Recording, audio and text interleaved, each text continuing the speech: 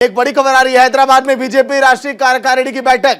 BJP राष्ट्रीय कार्यकारिणी की बैठक का आज दूसरा दिन। बैठक में पीएम नरेंद्र मोदी, जेपी नड्डा समेत कई बड़े चेहरे बैठक में मौजूद हैं। बैठक में आगे की रणनीतियों पर अब चर्चा, विचार विमर्श।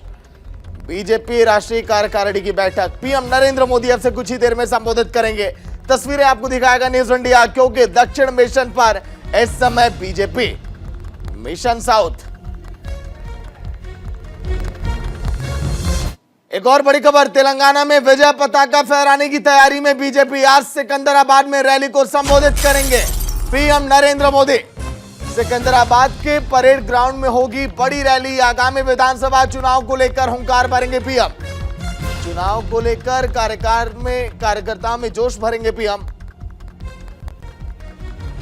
वरिष्ठ सहयोगी प्रीति चौहान लगातार अपडेट दे रही है। इस समय हैदराबाद में ही मौजूद हैं कि आखिर वहां पर बैठक में क्या चल रहा है, किस तरह से हलचल है। प्रीति, कितनी देर में पीएम नरेंद्र मोदी का संबोधन स्टार्ट होगा और अभी तक किन एजेंडों पर चर्चा की गई है?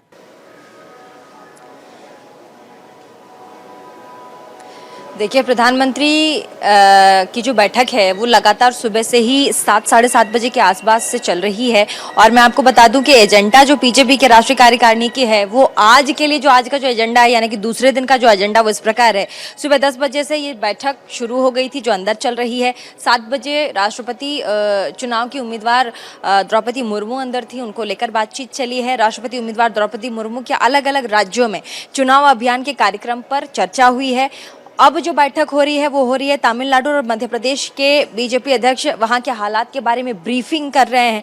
और आगे देखिए, अनुसूचित जनजाति मोर्चा तथा युवा मोर्चा अपने कार्य के बारे में जानकारी देंगे। ये बैठक का ये सब एक एक प्रस्ताव है जिस पर बातचीत हो रही है, चर्चा हो रही है। और मैं आपको बता दूं कि गृह मंत्री अमित शाह राजनीतिक प्रस्ताव भी यहाँ पेश करेंगे, जिसमें मौजूदा राजनीतिक घटनाक्रम का उल्लेख होगा, देश के वर्तमान हालात। साथ ही इस प्रस्ताव को कर्नाटक के मुख्यमंत्री बसवराज बोम्मई और असम के मुख्यमंत्री हेमंत बिश्वा शर्मा अनुमोदित करेंगे।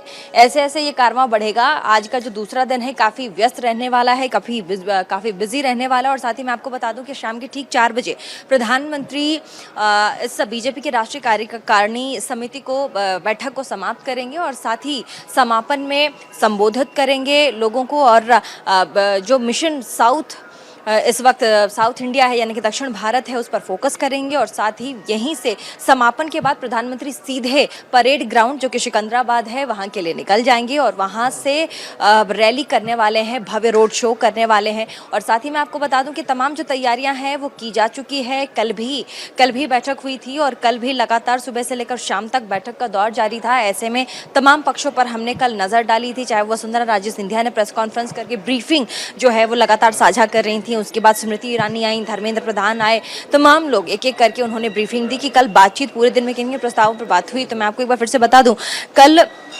ग्राउंड लेवल पर जो ग्राउंडिंग है उस पर किस तरह से बीजेपी आगे काम करेगी साउथ इंडिया में, हैदराबाद में, तेलंगाना में, क्योंकि यहाँ पे मुस्लिम जो वोटर्स हैं, अल्पसंख्यक वोटर्स हैं, वो कहीं ज़्यादा हैं। जैसे कि 30 और 40% के आसपास यहाँ पे मुस्लिम वोटर्स हैं, जिसका फ़ायदा बीजेपी को कभी मिलता नहीं है। इसीलिए बीजेपी अभी से तैयारी कर रही है साल 2024 के लिए, आने वाले विधानसभा चुनाव के लिए।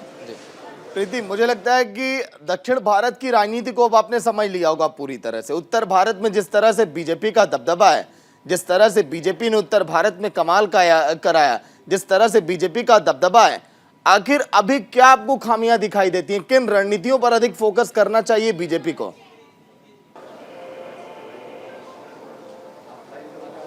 देखिए, बीजेपी की कार्यशैली या फिर रणनीति की अगर हम बात करें तो रणनीति यही है कि बीजेपी कहीं पे अगर चुनाव हारती है या उसको लगता है कि आने वाले समय में ये राज्य, ये ज़िले हमारे लिए चुनौतीपूर्ण हो सकते हैं जीतने के लिहाज से, तो बीजेपी तैयारी उसके लिए पहले से ही करती है।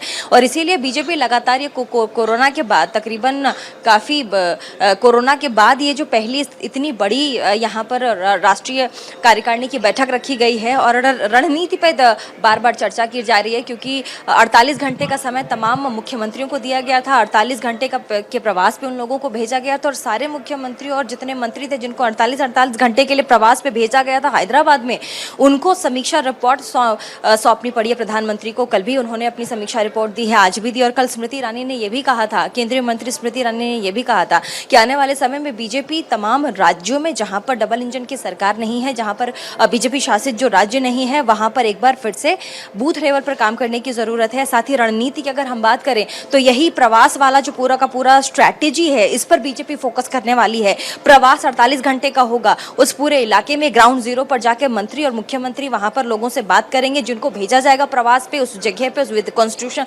उस कॉन्स्टिट्यूएंसी में, और उसके बाद वहां एक समीक्षा रिपोर्ट वो मंत्री, वो नेता और साथ ही मुख्यमंत्री बनाएंगे। और वो जाके जब बैठक वहां कार्यकारिणी की होगी, वहां वो उस समीक्षा बैठक में उस रिपोर्ट को पेश करना होगा और बताना होगा कि पार्टी को कहां कहां काम करने की जरूरत है और कैसे पार्टी आगे जाकर के रणनीति बना करके इस पूरे क्षेत्र को जीत सकती है। प्रीति, 119 विधानसभा सीटें, 119 दिग्गज चेहरे उतरेंगे अगर एक एक विधानसभा सीट पर, तो एक बड़ी जिम्मेदारी होगी उनके ऊपर कि कैसे हर एक विधानसभा में जाकर बीजेपी की नीतियों का बखान किया जाए और कैसे थोड़ा दबदबा बनाया जाए, कैसे माहौल अपने पक्ष में किया जाए।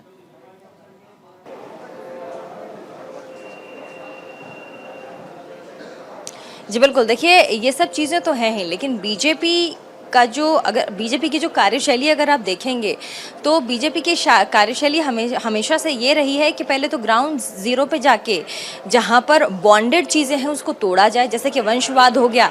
लगातार बीजेपी यहाँ पे आके, यानी कि साउथ में आके, हैदराबाद में आके, तेलंगाना की धरती पे आके वंशवाद पे कटाक्ष कर रही है और उस वंशवाद की रीढ़ को तोड़ना चाहती है, जो लगातार साउथ के जितने राज्य हैं वहां पर बीजेपी शासित प्रदेश को होने से रोकते रही हैं।